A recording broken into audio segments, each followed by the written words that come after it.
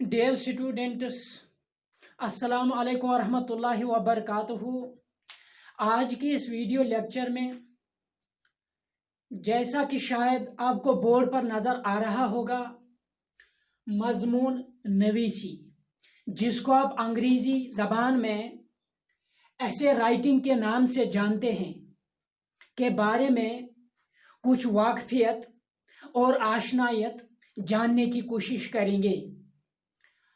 So dear students, जैसा कि आप 5वीं 6वीं जमात से ही ये मज़ामीन लिखते आ रहे हैं और इनके मुतल्लिक ज़्यादा या कम जानकारी आपके पास लाजमन होगी और लाजमन आपने अभी तक बहुत सारे मज़ामीन याद भी किए होंगे, लिखे भी होंगे और जो आपकी ज़बान पर अभी तक होंगे।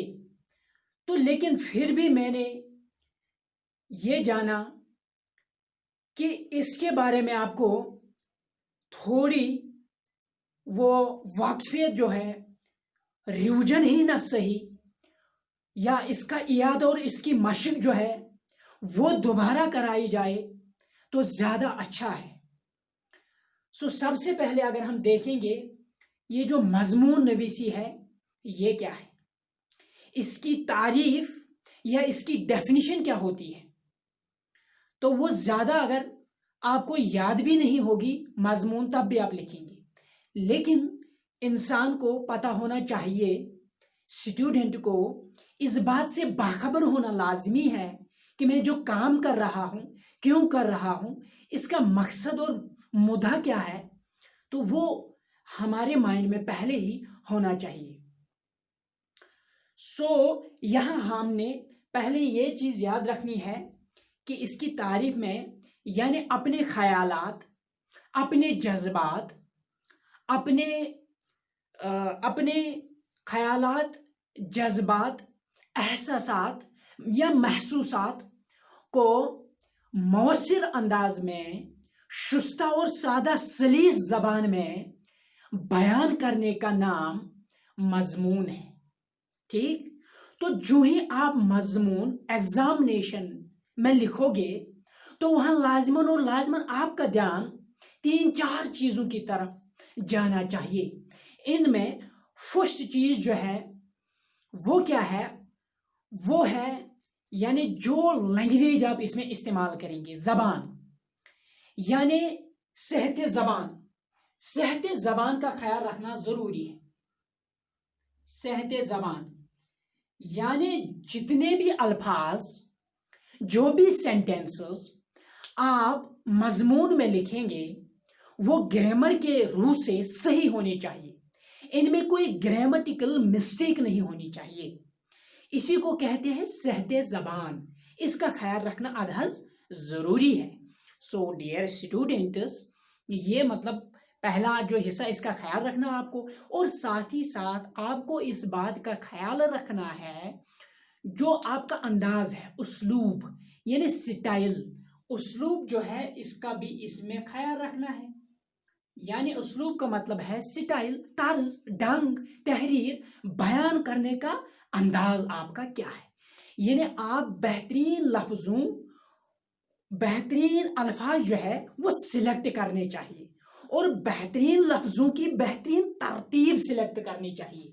और यहाँ तीसरा पार्ट जो इनकी तरतीब जो है उसका ख्याल रखना है, यानी लफ्जों की किस तरह आप लफ्जों को बरत रहे हैं, सेंटेंस किस तरह इनको इस्तेमाल कर रहे हैं, आप कहाँ इनको आप जगह दे रहे हैं। तो डियर स्टूडेंट्स, इन बातों का ख्याल रखना मजमून में जरूरी है। अब अगर हम देखने की कोशिश करेंगे जो मजमून है ये कितने भागों में डिवाइड होता है, मैंने यहाँ 3 भाग लिखे हैं, हिस्से लिखे हैं। पहला वाला जिसमें आप इंट्रोड्यूस करते हैं किसी चीज को, किसी इंसान को, उसको तमहीद या तमहीद कहते हैं। दूसरे में बॉडी यानी नफ्स मजमून के नाम से जानते हैं। तीसरा वाला हिस्सा खात्मा यानी कंक्लूजन जिसको आप कहते हैं। वो पहला तमहीद, दूसरा नफ्स मजमून, तीसरा खात्मा। इनका ख्याल रखना मजमून गुड मार्क्स लेने के लिए ज़रूरी है।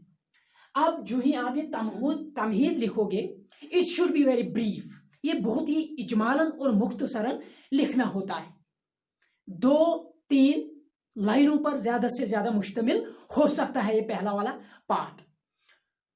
सो फॉर एग्जाम्पल, अगर आप मजमून लिख रहे हैं अल्लामा इकबाल के बारे में, मैं एक मिसाल दूं ताकि आपको एक आइडिया मिल जाए, एक क्लू मिल जाए कि किस पार्ट में किस चीज़ का ख्याल रखना ज़रूरी है। तो इंशाल्लाह जब भी आप मजमून लिखोगे, जब वो लिखने की बारी आएगी, तो वहाँ देखा जाए आपके कलम में कितनी क्षमता और ताकत है। तो आपके पास अल्फाज जो है, इनकी एबेंडेंस क्या आपके पास मौजूद है, वो वहाँ परखा और जांचा जाएगा। तो यहाँ से देखिए कि मजमून मैंने बताया ये मुख्तसर होना ज़रूरी है, और इसमें जिस भी चीज़, जिस भी शख्स के बारे में, जिस भी मॉन्यूमेंट के बारे में आप लिख रहे हैं, उससे इनडायरेक्टली यहाँ वाबस्तगी का इजहार आप कर सकते हैं। आई मीन से दिस सिंपली, अगर अल्लामा इकबाल के बारे में आप लिखेंगे तो तमहीद में ज़रूरी नहीं है कि अल्लामा इकबाल यहाँ पैदा हुए, इसके वालिद का नाम ये था, इसने यहाँ से तालीम हासिल की है, वो यहाँ से मुअल्लिम बना, वो ऐसा ऐसा काम करता था, ये नहीं लिखना है तमहीद में। तमहीद में सिर्फ आप थोड़ा इनडायरेक्टली लिख सकते हैं। दुनिया में यूँ तो लाखों हज़ारों अशखास आज तक वारद हुए हैं, शोरा वारद हुए हैं, लेकिन जो जो इज्जत और जो नामूस अल्लामा इकबाल के हिस्से में आई है, शायद दुनिया के कम ही लोगों के नसीब में होती है। या आप लिख सकते हैं ऐसी शख्सियत दुनिया में कभी कभार वारद होती है। फिर आप लिख सकते हैं कि हज़ारों साल नरगिस अपनी बेनूरी पे रोती है, बड़ी मुश्किल से होता चमन में दीदावर पैदा। मैंने बताया ये पहला हिस्सा इनडायरेक्टली भी हो, डायरेक्टली वहाँ से बराह रास्त कोई इससे ताल्लुक़ हो या ना हो तो चलेगा, ये ऐसा ही होना चाहिए। फिर आई बात नफ्स मजमून की, हिस्ट्री की, जिसे आप हिस्ट्री भी कह सकते हैं। जब आप ये लिखोगे, आप लिखोगे अल्लामा इकबाल डायरेक्टली, इसमें इसकी विलादत कहाँ हुई, इसका ख़ानदान कौन सा था, तालीम कहाँ से पाई, यूरोप का सफ़र कब किया, फिर ये कब मुअल्लिम बना, फिर इसने कितनी कब इसने वफ़ात पाया। तो ये लिख सकते हैं आप कि यहाँ तक ये चीज़ें जो जब लिखेंगे, ये सारी हिस्ट्री जो है, इनकी जो बायोग्राफी है, इनकी जो डिटेल है, वो सारी की सारी आप भर दोगे दूसरे वाले हिस्से में। तो प्लीज़ एंड प्लीज़ यहाँ याद रखना, इसके मार्क्स कट जाते हैं। ये जो दूसरा वाला हिस्सा है, अगर मतलब आप 10 ही सतूर में इसको लिखोगे, लेकिन फिर भी वो 3-3 सतरों पर मुश्तमिल होना चाहिए। यानी पहला वाला हिस्सा तो एक हिस्से पर ही होना चाहिए, एक ही पैराग्राफ, लेकिन जो दूसरा वाला होगा, it must be consisting upon 2 to 3 paras, यानी ये 2 से 3 पैराज तक भी होना चाहिए। इसको स्प्लिट करना चाहिए छोटे छोटे भागों में। तो जब ये हो गया, फिर खातिमा आ जाएगा, यानी कंक्लूड कर रहे हैं आप इस चीज़ को। ठीक, कंक्लूड में लिखना चाहिए कि मजमून का आप निचोड़ पेश करो, यानी जो कुछ आप लिख रहे हैं ना, जैसे आप घर बना रहे हैं, पहले आपने बेस बनाई घर की, फिर क्या आप बना रहे हैं, फिर आप जो स्टोरी है 1, 2, 3, 4 स्टोरी वाला बना रहे हैं ना घर को, तो घर की आखिर में आप छत बना रहे हैं। तो ये छत बनाना ज़रूरी है। छत बनाना ये भी मुख्तसर होना चाहिए, यानी जो पहला और तीसरा पार्ट होगा, ये बिल्कुल ब्रीफ होगा, बीच वाला हिस्सा बड़ा लंबा चौड़ा होता है। तीसरे में आप लिखेंगे अल्लामा इकबाल जो है ऐसी शख्सियत दुनिया में, या आप इसके लिए कोई दुआ लिख सकते हैं, है कि नहीं, या आप लिख सकते हैं ऐसी शख्सियत दुनिया में कभी कभार ही आती है, या बिल्कुल आप लिख सकते हैं मजमून का निचोड़ की अल्लामा इकबाल की ये तसनीफ, इनमें से ये ज़्यादा पढ़ी जाती है, या वो शायरी में कमाल इसने थोड़ा सा इस तरह का, यहाँ से आप इसका निचोड़ में पेश कर सकते हैं। कोई ब्रीफली यहाँ भी आपने मेंशन करना है।